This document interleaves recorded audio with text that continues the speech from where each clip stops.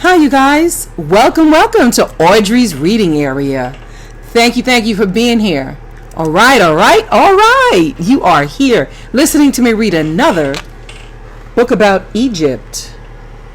I have another book about Egypt. Places to go when you go to visit Egypt in Africa. Sights to see, culture to experience, curiosities to consider, words to work on. Let's go explore Egypt.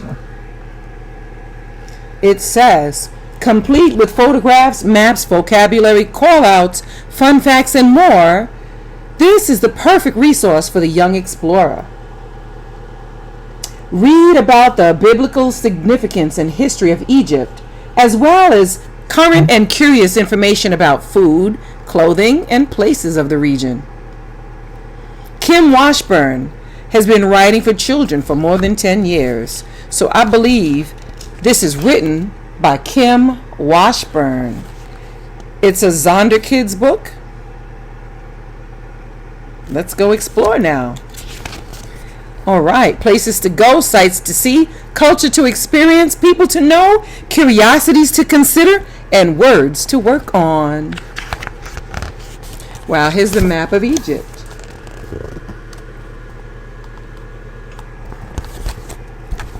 I have got to visit the Nile file.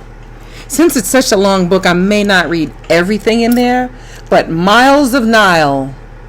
The only river in Egypt is also the longest river in the world. Almost all Egyptians live along the Great Green Nile that winds through the country. The Nile River, or the River Nile. The vital Nile. The Nile naturally floods every year, giving the land fresh, fruitful soil. The grain grown in the region then gets the entire winter to mature without needing more water. This is good for thirsty lands that sees little rain the rest of the year. Set sail. Egypt's hot, dry landscape is great for scorpions, but not for people taking supplies a long distance. But hop in a boat to ride the Nile and the journey is faster and easier. Go with the flow. Most major rivers run toward the equator, the line that cuts the earth in half. That's what the equator is.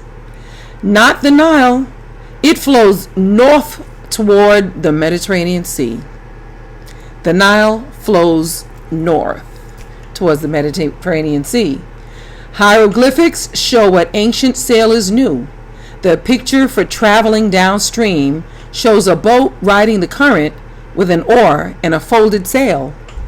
The hieroglyph for traveling upstream with the south wind shows a boat with a full sail. Interesting stuff. Wonder on the water. A few thousand years ago, an Egyptian princess pulled a man-made papyrus basket from the Nile. Inside was a baby boy. She named him Moses. Exodus 2, verse 10. God's miraculous plans continued years later when Moses left Egypt through another body of water, the Red Sea. These are hieroglyphs. Yes. The Suez and the sea. Little canal, big job. The Suez Canal separates two continents, joins two seas, and maintains a connection between the east and the west. Much of the world's sea trades goes through the canal. Waterworks. The sea is an easy route to transport whopping loads of important things, including oil for heating and for grain for eating. So throughout the ages, different nations took over the Mediterranean Sea to control the sea trade. Under Roman rule, for example, Egypt supplied corn that the entire Roman Empire needed by way of the sea. Short and sweet. It took 10 years to build the Suez Canal. Oh, it's a waterway that connects the Mediterranean Sea with the Red Sea. Now, boats can travel between Europe and Asia without going all the way around Africa. The shortcut saves time and money. See it. The Mediterranean Sea touches the Atlantic Ocean, but mostly is surrounded by land, which explains its name, Mediterraneus, and that's Latin for middle of the earth. Nice. Places to go. In the zone, Upper and Lower Egypt. For ages, Egypt was considered two lands. The water lily, or lotus, symbolized the upper region, and the native papyrus plant symbolized the lower region. Israelites of the Bible settled in Lower Egypt, in the eastern delta area of Goshen. Pharaohs of the Bible generally settled in the temples of Upper Egypt. There are four regions: Nile Valley and Delta. Historically, most cities and places were built on the east side of the Nile River, the side where the sun rises. Tombs were built on the west side where the sun sets. Western Desert. Locals often refer to the sandy deserts as the Red Land and the fruitful Nile Valley as the Black Land. Eastern Desert. Summer months in the desert can bring 120-degree Fahrenheit days. 120 degrees. Wow. That's kind of hot. Sinai Peninsula. Most of Egypt is on the continent of Africa, but this knob of land is on the continent of Asia. The southern tip of the Sinai Peninsula is the traditional site of Mount Sinai. I said it right now, huh? Sinai. Some expert think God gave the 10 Commandments to Moses on this mountain. Some believe on a mountain further north, and still others think it was even farther east. Take a look. This is interesting. With a capital C, center of attention, Cairo. Cairo is the capital of Egypt, by the way, you guys. Cairo is the capital of Egypt. Don't think you knew that. If you did, good job. If you didn't, you know now, and good job. Cairo, the capital of Egypt, is one of the largest cities on the continent of Africa. There are more than 9 million people living in an area that's twice the size of Washington, D.C., the capital of the United States. Wow. Amazing antiques. Royal mummies, stones, statues, delicate papyrus, and the solid gold masks of King Tutankhamun rest in Cairo's Museum of Egyptian Antiquities, along with more than 100,000 other priceless artifacts. Wow. A bazaar is a Middle Eastern market with rows of shops or stalls called souks. They're having a bazaar. What money Khan buys? What money Khan buy? In a 600-year-old structure, Cairo hosts Khan el-Khalili. Enjoying street food and coffee shops, locals and tourists wander the aisles of this historic bazaar. Listen to artisans bang on decorated copper trays, or pop into shops that sell rugs and jugs and everything in between. Old meets new. A modern city with medieval history, travelers to Cairo can see ancient relics and more than 400 historic monuments, including mosques, tombs, and massive stone gates that allowed entry into the city in medieval times. So interesting. Celebrated cities. Pearl of the Mediterranean. Alexandria served as Egypt's capital city for 300 years. Now it serves as Egypt's main seaport. The Lighthouse of Alexandria was named one of 7 wonders of the ancient world before it was destroyed by an earthquake in 1323. World's greatest open-air museum. Ancient Thebes is now called Luxor. As many as 30 pharaohs are a part of the Karnak Temple complex, the largest ancient religious site in the world. It's interesting. City of the Sun. One of the oldest cities in Egypt, ancient Heliopolis, was the capital of the province of Goshen. Grain was stored here during the 7-year famine during Joseph's reign. Check out his story in Genesis.